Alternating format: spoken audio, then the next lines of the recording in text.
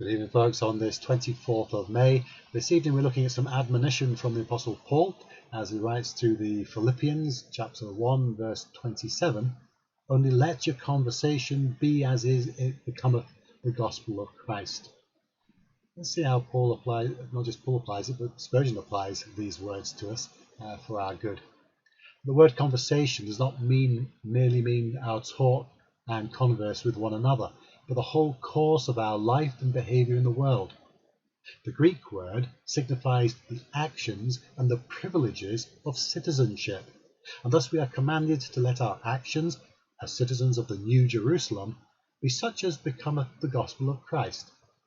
What sort of conversation is this? In the first place, the gospel is very simple, so Christians should be simple and plain in their habits. This should be about our manner, our speech, our dress, our whole behaviour, that simplicity which is the very soul of beauty. The gospel is preeminently true. It is gold without dross, and the Christian's life must be lustreless and valueless without the jewel of truth. The gospel is a very fearless gospel. It boldly proclaims the truth, whether men like it or not. We must be equally faithful and unflinching. But the gospel is also very gentle. Mark this spirit in its founder. A bruised reed he will not break. Some professors are sharper than a thorn hedge. Such men are not like Jesus.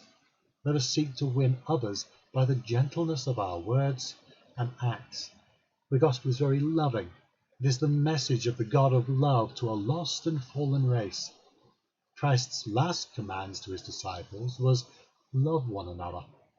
Oh, for more real, hearty union and love to all the saints, for more tender compassion towards the souls of the worst and vilest of men.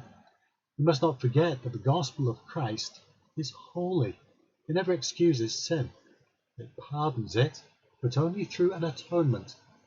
If our life is to resemble the gospel, we must shun not merely the grosser vices, but everything that would hinder our perfect conformity to Christ. For his sake, for our own sakes, and for the sake of others, we must strive day by day to let our conversation be more in accordance with his gospel.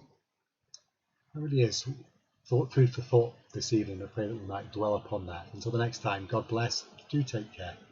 Bye for now.